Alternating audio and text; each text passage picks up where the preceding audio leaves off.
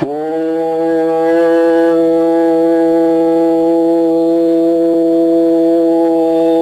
ஈஸ்வரா குருதேவா. எனது குருநாதர் எப்படி எனக்கு தாங்கும் சக்தியை நிலவிக் கொண்டு அதை பக்குவப்படுத்தி கொடுத்தாரோ அதை போன்று நாம் 1000 பேர் இங்கு இருந்தாலும் அனைவருமே அந்த அருள் சக்தி நீங்கள் வெற்றி நீங்கள் அறியாது இருக்கக்கூடிய துன்பத்தில் அது போக்குவரல் ஆற்றலா மாற்ற வேண்டும். அதற்குத்தான் இப்ப கவி ஜபங்கள் எடுத்தாலும் அங்கொன்று உங்களிடம் எல்லா இடங்களிலும் நீங்கள் விரைவிரைந்து தியானித்தாலும் இந்த அழகை தொடர்ந்து உங்கள் உயிரை ஈசனாக மதித்து அந்த உடலை ஆலயமாக மதித்து உங்களை நான் பிரார்த்திக்கின்றது. நீங்களே எப்படி நாம கோயில்ல போய் தேங்காய் பழத்தெல்லாம் மீண்டு போய் கோயில்ல வச்சு சாமிகிட்ட கேட்டு நீங்க அருள்வாதம் கேட்கணும்னு நினைக்கிறீங்களோ, இதை போன்று எமது குருநாதர் காட்சி இந்த அருள் சக்தியை அந்த வீடெல்லாம் தேடி அலைஞ்சி அந்த சக்தியுடைய நிலைகள் அந்தந்த காலத்துக்கு தக்கவாறு அதை நாம் சுவாசித்து இந்த உணர்வின் சக்தியுடைய நிலைகள் என்னை சந்தித்து அனைவருடைய உயிரின் கடவுளாக மதித்து இந்த உணர்வின் மனமான நிலைகள் அங்கு ஆராதனை செய்து கொண்டிருப்போம். அந்த ஆராதனைக்குரிய மனத்தை தான் நீங்கள் எங்கிருந்தாலும் பார்க்கின்றீர்கள். இந்த ஆலயத்தில் கொண்டு ஆராதனை செய்கின்றீர்கள். ஆனால் உங்களுடைய தாழ்ந்த ஈர்ப்பினுடைய துணை கொண்டு எனது குருநாதர் அறுவழி காட்சியை வழிகொண்டு உங்களுக்கு அந்த ஆராதனை செய்கின்றேன். அப்ப அந்த மனத்தில் நுகரும்போதுதான் உங்களுக்குள் மகிழ்ச்சியாகும். அந்த மகிழ்ச்சியின் உணர்வால நீங்கள் வெளியிடும் மூச்சளவை நாம் சுலபமாக நாம் பெற முடிகின்றது. நீங்க எப்படி நான் இந்த சாமி எனக்கு நல்லா இருக்கிறேன் என்று நீங்க சொல்லும் போது அந்த மகிழ்ச்சியான மனத்தை அந்த ஆண்டவனுக்கு வந்து நல்ல வரத்தை எங்களுக்கு வந்து நான் நல்ல வரத்தை வாங்குகின்றேன். மறந்துட வேண்டாம், நான் உங்களுக்கு வந்துதான் அந்த நல்ல வரத்தை வாங்குகின்றேன். காரணம் அந்த மகிழ்ச்சியான உணர்வு ஆராதனை கொடுக்கப்படும் போது உங்க உயிரான நிலைகள் அதை சமைத்து அந்த மகிழ்ச்சியான உணர்வு அலைகளை அங்கு பரப்பச் செய்கின்றது. அதை நான் பெறுகின்றேன். நான் உங்களிடம் இருந்து நான் சக்தி பெறுகின்றேன். ஏனென்றால் இன்னைக்கு கடும் மிகத்துவ நிறைகள் இருந்தாலும் நீங்க சமைத்துக் கொண்ட நிறைவை கொண்டு உங்களை இயக்கும் உயிரான ஈசனிடம் இது ஆராதனை செய்கின்றேன். நீங்க கனிவர்க்கங்களை கோயிலை கொடுத்து கூட்டு அர்ஜனை பண்ணி ஆண்டவனுக்கு அங்க போய் அனுப்பி காசு கொடுத்தவங்க விலைக்கு வாங்கி தரல என்று ஒவ்வொரு நிமிஷமும் எமது குருநாதர் காட்சி அருகில் இருந்து பேரண்டத்தில் அலைந்து திரிந்து உணர்வின் எண்ணத்தை காட்சி அந்த நறுமணமான நிலையும் அந்த மகிழ்ச்சி ஊட்டும் உணர்வின் தன்மையும் அதை சுவாசித்து அதை இந்த உணர்வுகள் உங்களுக்கு கிடைக்க வேண்டும் என்ற இயக்கத்துடன் பிரார்த்தித்துக் கொண்டிருக்கின்றேன். நம்முடைய பிரார்த்தனை அதுதான். ஆக இந்த நிலையை கொண்டு இந்த மனத்தை உங்களுக்குள் செலுத்திக் கொண்டிருக்கின்றேன். ஆனால் இந்த மகிழ்ச்சியான எண்ணங்கள் உங்களை பின்பற்றிக் கொண்டிருக்கின்ற உணர்வின் தன்மையை அதை விண்பெறச் செய்வதற்கு, ஏனென்றால் உயிரான கடவுள் அதன் சிசித்த ஆலயம் அது. அங்கே படும் அசுத்தத்தினுடைய நெறிகள் தாங்காது அந்த உணர்வின் அழகைத்தான் நமக்குள் நல்ல செயல்படுத்தும் இந்த தெய்வ குணத்தின் தன்மையுடைய நிலையில் மங்குகின்றது. ஆகவே அதை மங்கும் நிலை மங்கச் செய்யும் இந்த உணர்வின் தன்மையை இந்த சுவாசத்தின் நிலையை கொண்டு உங்களுக்கு அது பிரார்த்திக்கும் போது நீங்களும் அந்த நினைவு கொண்டு அந்த மகிழ்ச்சிகளின் அரிசக்தி பெற வேண்டும் என்ற நினைவு செலுத்தினால்தான் எங்கள் கதவு திறக்கும். அப்பொழுதுதான் இந்த மனத்தின் தன்மைகள் அங்கே பெற. அதனால அங்கே கிடைக்கக்கூடிய இந்த ஆற்றல் மிக்க சக்திகள் உங்களுடைய துன்பத்தை போக்க உதவும். நான் உங்களுக்கு ஆணைப்பண்ணும் போனீங்கன்னா நான் ஒன்றும் பண்ண முடியும், உங்களுக்கு பிரார்த்திக்க முடியும், உங்களுக்கு நரம்பெற வேண்டும் என்று எண்ண முடியும். அந்த உணர்வின் சாமம் உங்களுக்கு கிடைக்க வேண்டி பிரார்த்திக்கிறோம். ஏனென்றால் எதுவுமே எடுத்துக்கொண்ட நிலைகள் கொண்டுதான் இந்த உலக இயல்பின் நிலைகள். ஆக இதை போல நான் இந்த ஓசான் தரை போல நமக்குள் எந்த குணத்தின் தன்மை நம்மை தீது வராமல் தடுக்க வேண்டும் என்றால் அந்த மீன்ஞானியின் உணர்வின் அளவே நமக்குள் சேர்க்கப்படும் போதுதான் அது எந்த அளவுக்கு நாம் சேர்த்துக் கொள்ளுமோ இந்த ஓசான் தரையாக பாதுகாப்பு நிறைவானை. அப்பொழுது நமக்குள் நாம் மனித வாழ்க்கை என்று நாம் சென்றாலும் நாம் தவறு செய்ய வேண்டியதில்லை. நாம் ரோட்டிலே செல்லும் போது பிறர் செய்ய தவறான அங்கு ஒரு விபத்துகளோ அல்லது நாம் ரோட்ல போகும்போது பிறர் தன் ஞாபகம் இல்லாதபடி இப்ப நாமளே ரோட்ல போயிட்டே இருப்போம். போயிட்டு இருக்க போகும்போது ஒருத்தர் முன்னாடி ரோட்ல குறுக்க போயிட்டு இருப்பாரு. நாம வரக்கூடிய நண்பர்கிட்ட சொல்லிட்டு இருக்கேன், கார் எல்லாம் வந்து காரும் பஸ்ஸும் போயிட்டு இருக்கான், போயிட்டே இருக்கும் நடு ரோட்ல போயிட்டு இருக்கிறான் பார் அப்படின்னு நான் அவங்கள்ட்ட சொல்லிட்டே இருந்தாலும் கூட இந்த உணர்வு நிலைகளுக்கு நான் அந்த நடு ரோட்ல போயிட்டு நான் போறது எனக்கு தெரியும். நான் போறது ரோட்ல நானும் போறேன் என்ற நிலையில் போது அவங்க மட்டும்தான் நான் சொல்லிட்டு இந்த நிலை இருக்கு. அப்ப நம்ம கிட்ட பேசி அதுக்கப்புறம் தான் நான் உணர முடிகின்றது. அப்போ இந்த உணர்வு நிலைகளை பின்னணி வராதபடி தடுத்துக் கொள்வதற்குள்ளான ஆற்றலை நமக்கு அந்த சக்தி இல்லை. ஏனென்றால் இந்த விஷத்தின் அலைகள் கொண்டு எதில் செல்கின்றோம் தேர் குத்திவிட்டால் கடைகடன் இருக்கும். நீங்க எந்த நிலையை எடுத்து ஏதாவது வேலை இப்ப இருந்திருக்கீங்க, அந்த கணத்தை வெளியே வேலை அங்க போயிடுச்சு, இன்னைக்கு தலையாகி போச்சு, என்ன ஆகி போச்சு அந்த நிலை தான் அதிகமா இருக்கும். அல்லது ஏதாவது ஒரு காரியத்தை நாம் செய்ய வேண்டும் என்று என்ன இருக்கும்போது கொட்டிடுச்சுன்னு அதே நிலை. ஏனென்றால் இந்த விஷத்தின் தன்மை நாம் உட்கொண்டு இந்த உணர்வின் இயக்கமாக நாம் இருக்கின்றோம்.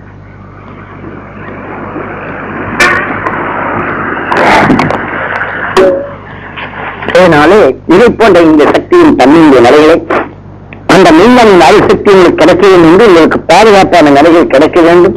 அந்த உணர்வு சக்தி உங்களுக்கு விளைய வேண்டும். அந்த அழகை உங்களுக்கு பாதுகாப்பாக கொடுக்க வேண்டும். இதுதான் உங்களை ஈசனா மதிக்கும்போது உங்களுக்குள் இருக்கக்கூடிய உணர்வு எனக்கு அந்த அருள்பாக்கியம் உங்களிடம் இருந்து கிடைக்க முடிகின்றது.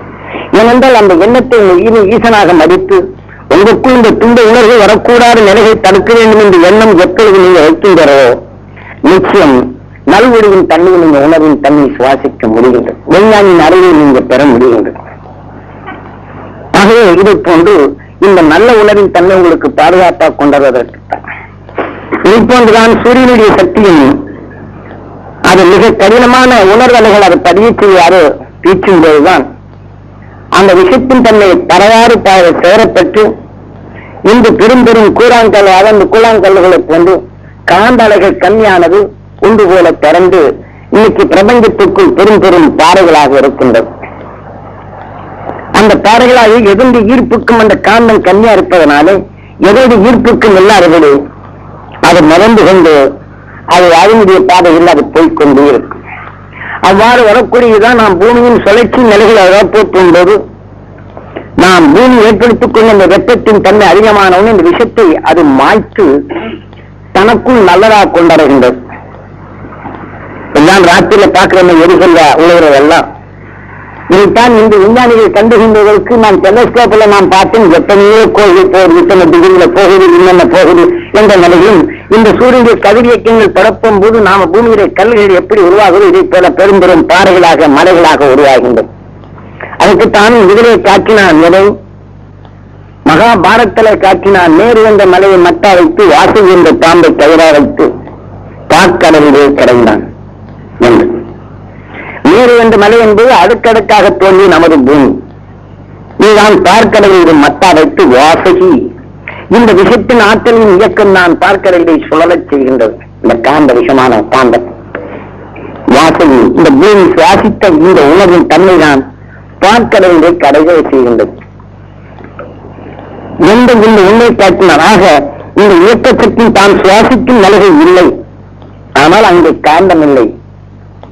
அந்த ஈர்க்கும் சக்தி கம்மியான நிலைகள் அங்கு இருப்பதனால தான் காந்தம் கம்மியான நிலைகளில் மற்ற உணவின் சக்தி இருப்பதனாலே அது ஈர்த்து வளர்க்கும் நிலையற்ற மலைகளாக அது வளர்கின்றது. அப்படி மலையாக வளர்கின்றதுதான் நமது பூமியிலே ஈர்ப்பு நிலையை மோதும் போது ஏற்படக்கூடிய வெப்பத்தில் பட்டவுடனே அவங்க விஷத்தின் தன்னை வாய்ந்து வெளியிலே அனுப்பிவிட்டு அதில் தவறித்து இருப்பது சக்தி நிலையில் கற்களாக அது வந்து நம்ம பூமிக்குள் விழுகின்றது. அந்த கற்களுக்குள் இருப்பதுதான் காந்தம். ஆனால் அதை எடுத்துக்கொண்ட உணர்வுக்குள் அந்த காந்த சக்தி குறையும். அந்த விஷத்தின் தன்மையை வெளிப்படுத்துகின்றது.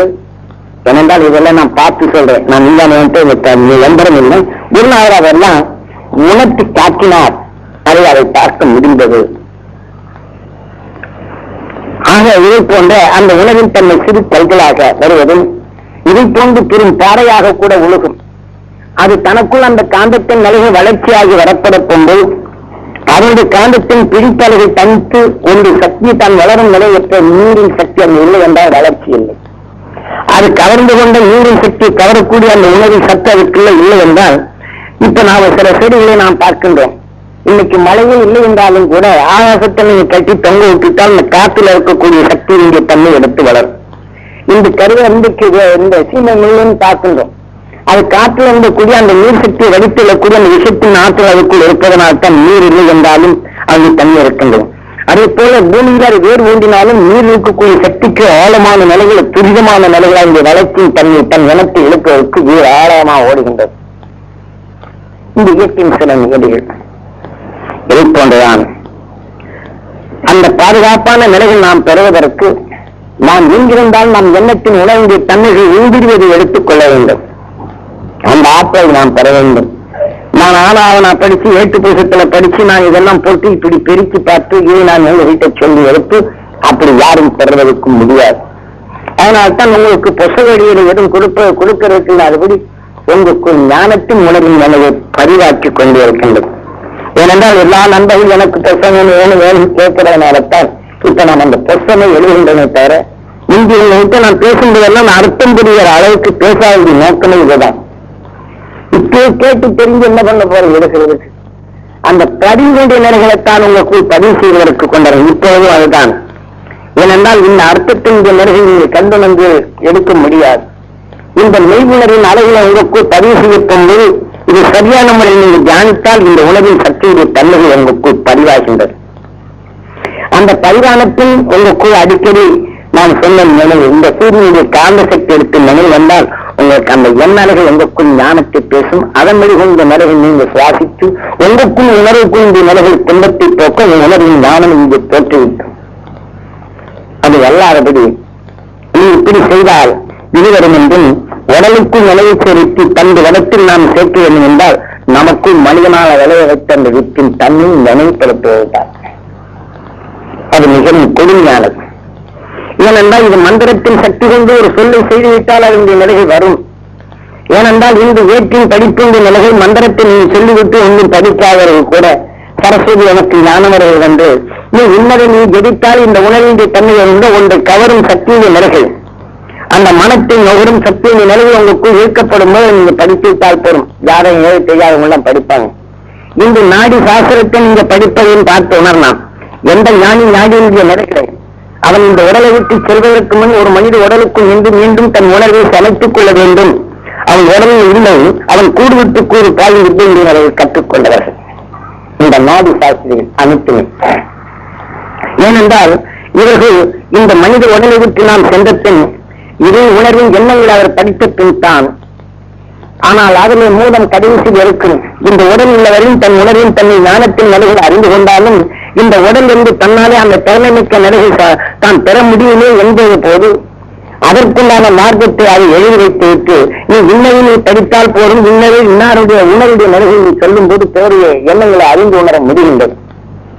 ஆக இந்த மந்திரத்தை ஜெயித்த உடனே அந்த நாடு எளியவர் அந்த உயிராத்மா வெளியில சென்ற பின் அதே நாடியுடைய மூலத்தை படித்த பின் அந்த உயிராத்மா இந்த உடலுக்குள் வந்து தான் எளிய உணர்வின் அளவில் காட்டும்.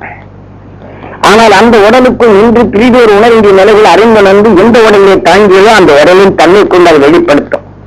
ஆக தனக்கு வேண்டியது இந்த உடல் என்று கொத்தி எடுத்து தன் உணர்வின் தன்மை கொண்டு போய்விடும்.